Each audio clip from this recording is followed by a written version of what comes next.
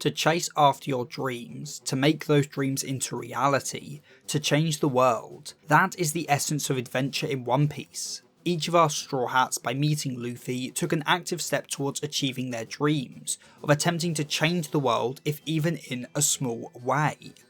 Zoro wants to become the world's strongest swordsman to reach heights the world of swordsmen has never seen before.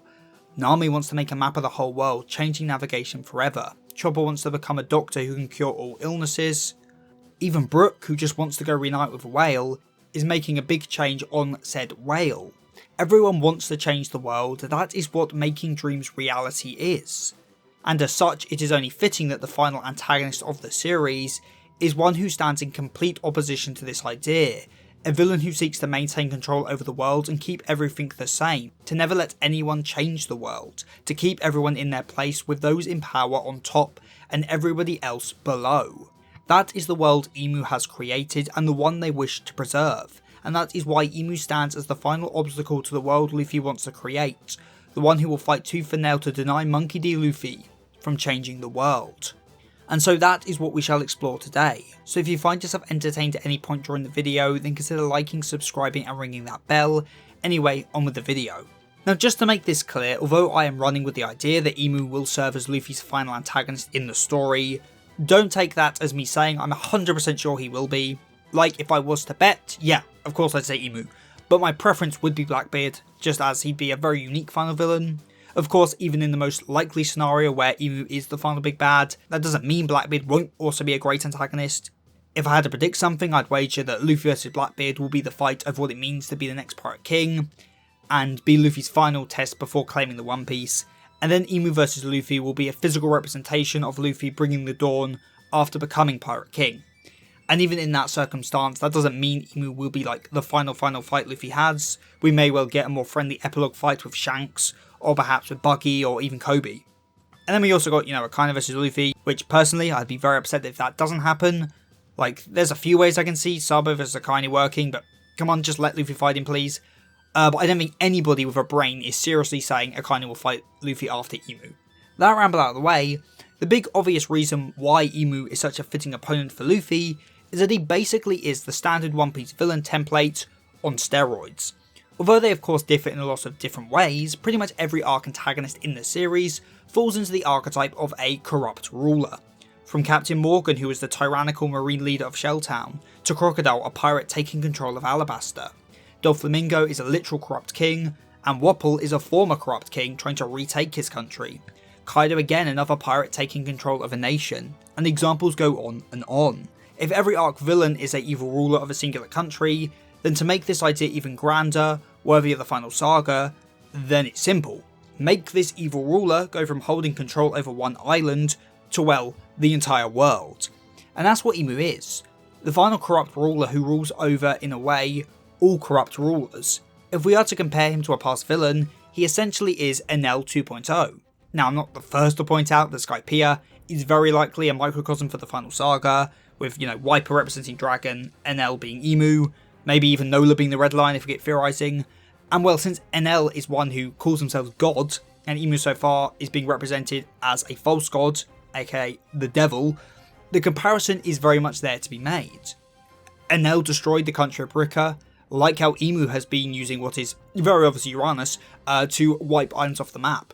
And so following these similarities, we may see Imu's cleansing come to the forefront like the Upper Yard game. Or even to make other comparisons, it could be similar to the Birdcage from Dressrosa, another arc which I think very much is a microcosm of the final saga.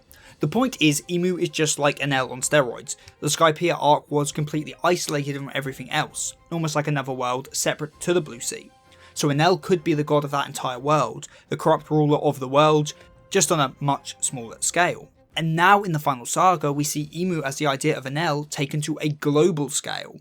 And well, if Luffy is God's natural enemy, and was the only one able to defeat Enel and save the White Sea, then him also being the natural enemy to Imu, the god of the world, defeating him to save the Blue Sea, aka bringing the dawn, really doesn't seem all that unlikely. And given that him being made of rubber was what made him counter Enel, it's very possible that something about the Nika fruit directly counters Imu's devil fruit as well. Though to what extent that is, I am not quite sure. Luffy is the liberator of the oppressed. Every arc he saves the locals from the corrupt ruling of these arc villains. So does it not make perfect sense in this final saga that he will instead save not just the locals of some island, but the people of the entire world from the oppression of the world government? The world government over the series has slowly become more and more apparent as the actual root of all evil in the world. In Shelltown we saw some Marines were corrupt, then through Robin's backstory we saw the government had an actual agenda they would commit atrocities to cover up, and so on, with the realisation coming to a head in the end of Enel's lobby, with the Straw Hats declaring war on the world government. But how can Luffy actually topple the world government? He isn't one for organising big coups. No, because the one thing Luffy can do, what he has always done, is stepped up and defeated the big strong evil dude when nobody else can. Hence why Emu had to be introduced, so Luffy has a physical representation of the world government to beat the shit out of. Because otherwise, who is he meant to fight? Emu is the root of all this evil, and so for Luffy to bring the dawn, he must crush this evil by defeating Emu. But beyond this big plot idea stuff, what I really want to focus on is the thematic juice of this fight. Now it goes without saying that Luffy and Emu are complete opposites. Luffy is a pirate, a criminal. Emu is a king, one who literally declares the law. Luffy ate a god devil fruit, Emu either ate a devil fruit or is literally a devil. Luffy is clad in white, Emu clad in shadows. One will do anything for their crew, the other will punish their subordinates the moment they fail them. The contrasting qualities go on, but the thing that is most different between the two is their ideologies. That of the dreamer and that of the conservative. Luffy's whole thing is freedom. His fruit is a literal embodiment of this, literally a god of liberation. It's a fruit that lets him stretch his body in any way he chose, beyond the limits of a normal body, free to do, well, anything. And then his awakening allows him to literally warp reality to an extent, making all his fantasies into reality, pure freedom. He wants to be the Pirate King to become the most free on the seas. Not that he wants to rule over others, but that he wants no one to be able to rule over him. He wishes to be untouchable by anyone so that he can do anything. Although we still don't know the truth of his dream, from what we got in his fight with Kaido, a world where everyone can eat and be happy seems to be a part of it. Luffy wants the whole world to be happy and free. He doesn't want people to suffer, he wants everyone to be free, to be happy. Emu on the other hand is the one to have ruled on the empty throne since the Void Century. Their position has not changed in nearly 1,000 years. They have remained atop the world for all that time. They, for all that time, have controlled the world. No one can be truly free in this world because standing above them is the strongest person in the world. Whereas Luffy's fruit lets him make his dreams become reality, Emu's power lets him strip away the dreams of others, turning them through Domi Reversi into their worst selves. Emu gives others powers in exchange for obedience, the perfect power for a ruler, and a power that goes completely against freedom. As we see when Emu Domi Reversi's Dorian Broggy, Emu's philosophy on ruling is very interesting. Their idea of a land without a king is insane. A land must be ruled. Emu strongly believes that the world can only function when it is ruled, that a land must need a king to keep things in order. Because rulers set rules, they keep everything together. Without a ruler, who knows what could happen. Emu in short wants everything to stay the same, for order to be maintained by maintaining the status quo. There is no need for change when the world is already perfect. Emu and the Celestial Dragon sit atop the Red Line looking down on a dirty world below their feet. And that is how it should remain, as it has for the last 1,000 years. Yet down there on the surface, this status quo is becoming more and more unstable. The One Piece has almost been found, the revolutionaries are actively attacking the Holy Land. The world is changing, and Emu hates change. That is why the Great Cleansing is coming, because Emu wishes to restore the world to how it should be, the Celestial Dragons, and then everybody else. Emu fundamentally represents the idea of conservatism, opposing change or innovation to maintain the current status quo, an ideology that opposes the very idea of dreams. As said at the top of the video, Luffy and all the other dreamers of the story want to make their dreams possible by changing the world, changing it from a world where that dream remains unfulfilled to one where the impossible is made possible. Emu fundamentally opposes this. They don't want people to make their dreams reality to change the world. They want them to be powerless over their own lives. They want the only person to decide anything, to have power over anything, to be themselves. Luffy has been climbing up the ladder to become Pirate King, becoming stronger and stronger as he does, so he will be strong enough to protect everyone he cares for and be untouchable by anyone. True freedom. Again, it's the opposite of Emu.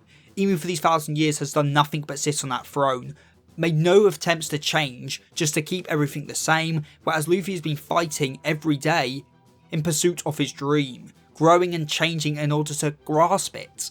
Yet what will he do when he encounters Emu, someone stronger than him, who claims dominion over the entire world, who would say to Luffy that as long as he is on the Blue Sea, he is not free? Well, I think Luffy will probably, want to punch him in the face. Luffy, in order to become truly free, to be unrivaled on the sea, must defeat Emu. As sure, he can claim the One Piece and become Pirate King, but can he truly call himself free if there's still someone standing above him? As such, I'd argue what truly allows Luffy to become the freest man on the seas is to defeat the one who controls it. He will achieve true freedom by defeating Emu, shattering the control of the world government over the world, ridding the land of its king so all can be free. Emu is the final shackle on the world, the final obstacle Luffy must face to achieve his true dream, and as such it will be Emu's defeat at Luffy's hands that will bring the story to its conclusion, as this victory will not only symbolise the dawn, be the downfall of the Sea Devil to the Sun God Nika, but literally be the mechanism by which the world is freed from the control of the Celestial Dragons, allowing not only for the world to become free and to change, but also for Luffy to achieve his dream. With the false king defeated and the true king of the seas, the freest man on the seas, the Pirate King finally being crowned. And if you want to support this channel even further, then perhaps pledge to my Patreon, or consider becoming a channel member so you can get your name at the end of the video like Rinjack9696, Mr. Sputum, Marimo, Jackhammer, Zolby and Eric Hinton.